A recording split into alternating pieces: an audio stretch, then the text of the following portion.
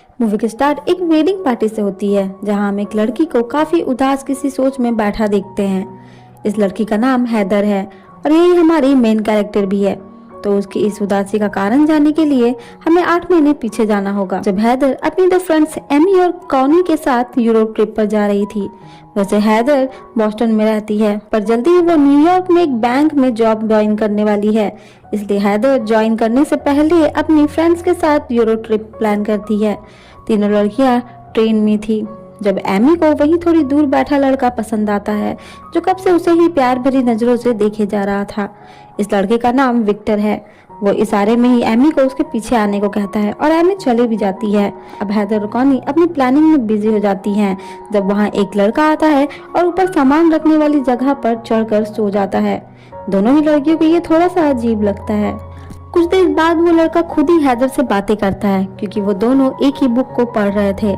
इसी तरह दोनों की जान पहचान होती है और इस लड़के का नाम जैक था। थोड़ी ट्रैवल की बातें करने के बाद जैक वापस से सो जाता है। अब सुबह होते हुए वो अपनी डेस्टिनेशन पर पहुंच जाते हैं। जैक पूरी कोशिश कर रहा था कि हैदर से बातें करते रहे, जिससे पता चल रहा था कि वो हैदर में इंटरेस्टेड है। अब तक एमी भी सभी के पास वापस आ जाती है और उन्हें बताती है कि विक्टर ने उन्हें एक वेयर हाउस में पार्टी पर इनवाइट किया है। दोनों लड़कियां भी वहां जाने को तैयार हो जाती हैं। अब यहाँ से हैदर और जैक अपने अपने रास्ते निकल जाते हैं। पूरे दिन लड़कियां घूमती हैं और एक्सप्लोर करती हैं और रात में वो विक्टर के बुलाए हुए पार्टी में चली जाती हैं, जहाँ उनकी मुलाकात एक बार फिर से जैक से होती है। यहाँ जैक अपने एक फ्रेंड रे के साथ आया था।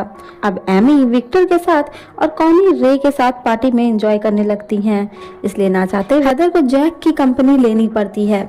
हैदर जैक से पूछती है कि उसे इतने सारे क्लब्स में यही क्लब पसंद आया था, पर जैक बिना हिचकिचाए कह देता है कि वो यहाँ हैदर से ही मिलने आया है, क्योंकि उसने सुबह उन लोगों की बातें सुन ली थी कि वो पार्टी के लिए कहाँ जाने वाले हैं।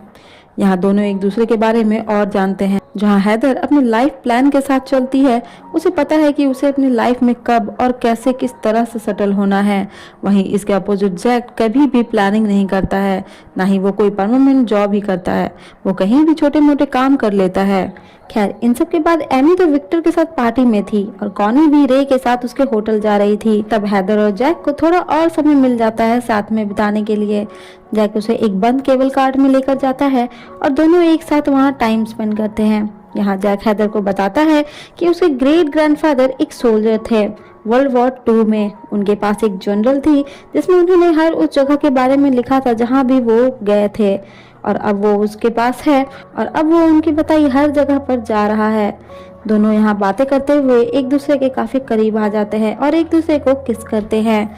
इसके बाद यहीं बैठे हुए उन्हें नींद आ जाती है। सुबह यहाँ के कर्मचारी आ चुके थे और वो दोनों किसी तरह से यहाँ से बचकर भागते हैं।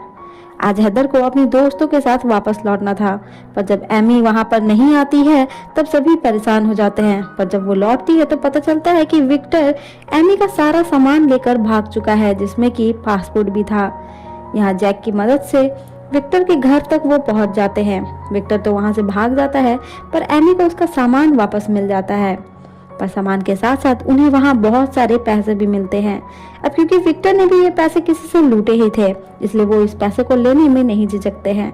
वो सभी इन पैसों से मजे करने वाले थे। तीनों लड़कियां अपनी वापस लौटने का प्लान को कैंसिल करती हैं।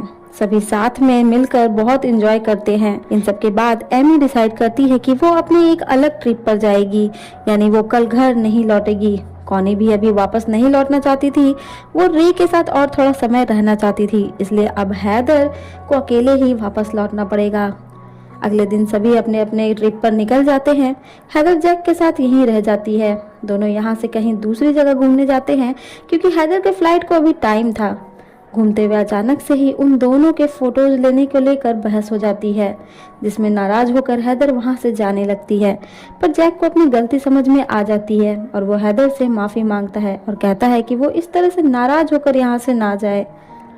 हैदर भी मान जाती है और जैक उसे एयरपोर्ट तक छोड़ने जाता है। यहाँ रास्ते में जैक बताता है कि वो हमेशा से ऐसा नहीं था, वो भी प्लान्स के साथ चलता था, पर फिर एक बार वो बहुत बीमार पड़ गया। फिर ठीक होने के बाद उसे समझ में आया कि वो ऐसे नहीं जीना चाहता है, उसे बदलना होगा, इसलिए उसने ये सब कुछ छोड़ दिया और अब बस आज में ही जीता है। इन बातों में वो एयरपोर्ट पहुंच जाते हैं, जैक उसे रोकने की कोशिश करता है, पर हैदर को जाना होगा क्योंकि उसे न्यूयॉर्क में सेट भी होना है और फिर जॉब भी ज्वाइन करना है। पर जैक के मनाने पर वो मान जाती है और अपना लौटने का प्लान कुछ समय के लिए कैंसिल कर देती है। अब वो तैयार थी जैक के साथ कुछ और समय बिताने के लिए। दोनों साथ साथ रहते हैं, साथ घूमते हैं और ढेरों बातें करते हैं और उन्हें पता भी नहीं चलता है कि कब वो एक दूसरे के इतने करीब आ गए। इसी बीच जैक को गिरने के कारण उसके कंधों पर काफी चोट आती है। हॉस्पिटल में वो अपने जांच करवाता है, जिसके बाद वह टूटे कंधे के साथ ही एक बार फिर से हैदर के साथ घूमने निकल जाता है। पर कुछ ही दिनों में उसी हॉस्पिटल से उसे वापस से कॉल आता है, जहां डॉक्टर्स उसे बताते हैं कि उसके स्कैन रिपोर्ट में उन्हें कुछ एबनॉर्मल मिला है, जिसके कारण उसे जल्दी से जल्दी हॉस्पिटल आ जाना चाहिए। ये सुनकर जैक थोड़ा उदास हो जाता है, पर वो इस बारे में हैदर से कुछ भी नहीं बताता है। वो दोनों एक नई जगह जाते हैं, जहां हैदर जैक के ग्रैंडफादर के डायरी में एक छुपी हुई नोट मिलती है, जिसमें एक खास जगह के बारे में लिखा गया था, जहां एक अनोखा फेस्टिवल होता है। पर फिलहाल उन्हें इस जगह के बारे में कुछ भी पता नहीं था कि वो कहाँ है। जैक ये नोट हैदर को ही रखने के लिए देता है। यहाँ जैक आखिरकार हैदर के लिए अपना लव कन्फेस करता है। हैदर उसे बताती है कि वो भी उससे बहुत प्यार करती है। अगले दिन में हैदर अपने फादर को जैक के बारे में बता रही थी कि वो उसे पसंद करती है, पर वो झूठ कह देती है कि वो अपने ग्रैंडफादर के जनरल को लेकर इन जगहों पर घूम रहा है क्योंकि वो एक बुक लिखने वाला है। पर ये बात जैक भी सुन लेता है, जिसके कारण जैक थोड़ा नाराज हो जाता है। हैदर उसे समझाती है कि वो अपने फादर को ये नहीं बता सकती थी कि उसे नहीं पता है कि वो ऐसा क्यों कर रहा है। वो जैक से उनके फ्यूचर के बारे में भी बातें करती है, क्योंकि उसके बीच अब तक जो भी हुआ है वो अब खत्म होने वाला है, इसलिए उन्हें अब आगे के बारे में सोचना चाहिए कि वो दोनों कैसे मिलेंगे, क्योंकि अब उसके लौटने का वक्त हो गया है। वो उसे अपने साथ चलने को कहती है। जब वो जैक के कहने पर यहाँ रुक सकती है तो वो हैदर के साथ क्यों नहीं चल सकता है, जबकि उसका तो कोई प्लान भी नहीं है। पर जैक को फ्यूचर की बातें अच्छी नहीं लगती है और हैदर को समझ नहीं आ रहा था कि उन दोनों के रिलेशन का अब क्या होने वाला है। जैक हैदर के सवालों का जवाब दिए बिना ही वहां से अकेले टहलने के लिए चला जाता है, जिसके बाद दोनों ही अकेले बैठे हुए एक दूसरे के बारे में ही सोच रहे थे। रात में जब जैक वापस आता है तो हैदर अपना सामान पैक कर रही थी, क्योंकि कल उसे वापस लौटना था। पर जैक उसे आकर बताता है कि वो उसके साथ चल रहा है, उसने टिकट्स कटवा ली हैं। ये सुनकर हैदर बहुत खुश हो जाती है। अगली सुबह दोनों एयरपोर्ट पर थे जब एक बार फिर से जैक को हॉस्पिटल से कॉल आता है और वो उन्हें तुरंत ही हॉस्पिटल बुला रहे थे। पर जैक अब भी हैदर को कुछ भी नहीं बताता है। कुछ देर बाद वो वॉशरूम जाने के लिए उठता है। हैदर उसे बैग रख कर जाने को कहती है, पर जैक बैग अपने साथ ही रखता है। वो हैदर से कहता है कि उनकी ट्रिप बहुत अच्छी थी और इस ट्रिप का हर एक पल बहुत खास था। हैदर उसे जल्दी वॉशरूम जाने को कहती है, वरना वो लेट हो जाएंगे। जिसके बाद जैक वहां से वॉशरूम चला जाता है। कुछ देर बीत जाता है पर जैक वापस नहीं आता। अब तक उसके फ्लाइट का अनाउंसमेंट होने लगती है। हैदर जैक को ढूंढने लगती है और उसे मैसेज भी करती है, पर कोई भी रिप्लाई नहीं आता है। फ्लाइट के लिए भी देर हो रही थी। हैदर को लगता है कि शायद जैक पहले से ही फ्लाइट में जा चुका है, क्योंकि अटेंडेंट ने उसे बताया कि फ्लाइट्स फुल हो चुकी हैं। हैदर की नजरें जैक को ही ढूंढ रही थी। वो पूरी उम्मीद से फ्लाइट में जाती है कि जैक उसे अंदर बैठा मिलेगा, पर वहाँ जैक नहीं था। वहाँ बैठते ही उसे जैक का मैसेज आता है, जिसमें वो हैदर से ऐसा करने के लिए माफी मांग रहा था। पर आगे हैदर कुछ कह पाती उससे पहले ही जैक उसे ब्लॉक कर देता है।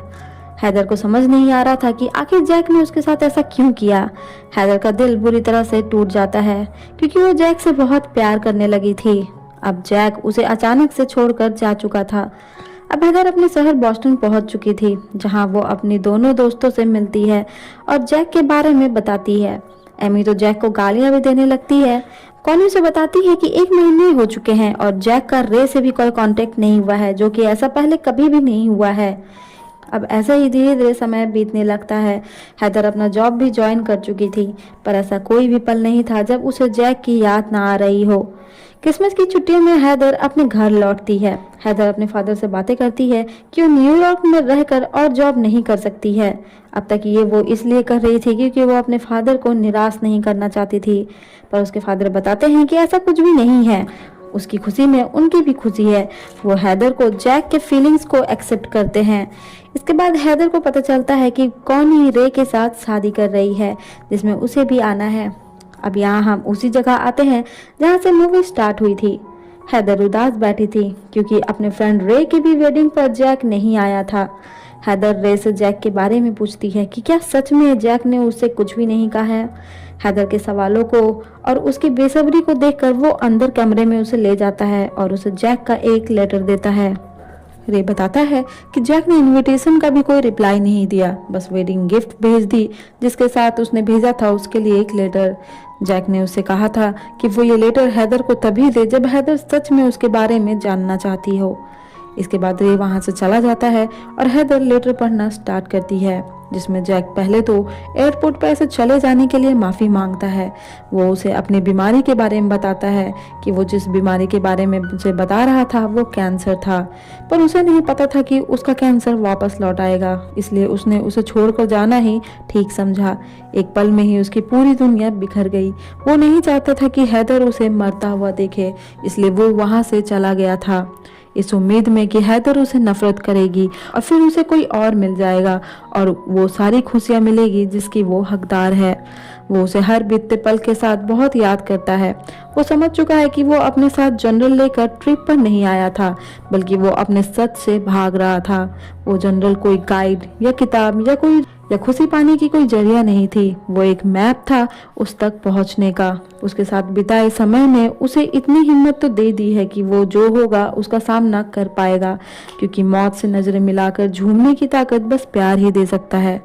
जैक की यह आखिरी लाइन से वो समझ जाती है कि जैक उसी जगह मिलेगा जहां एक अनोखा फेस्टिवल होता है जो उसके ग्रैंडफादर के जनरल में लिखा हुआ था। बिना देरी किए हैदर जैक को ढूंढने उसी जगह के लिए निकल जाती है, इस उम्मीद में कि जैक उसे वहां जरूर मिलेगा। और आखिर में जैक उसे हजारों लोगों की भीड़ में भी मिल जाता है। दोनों ही एक दूसरे को देखकर बहुत खुश होते हैं, पर जैक उसे कहता है कि उसके पास उसे देने के लिए कोई भी फ्यूचर नहीं है। पर अब हैदर को फ्यूचर की कोई भी चिंता नहीं है, वो तो बस जैक के साथ झूमना चाहती है। अब वो बिना किसी चीज की चिंता किए ही जैक के साथ रहना चाहती है। यानी अब जैक के साथ जो भी होगा उसमें उसकी हैदर भी उसके साथ होगी। और इसी खूबसूरत एंडिंग के साथ ये स्टोरी यहीं ख़त्म हो जाती है।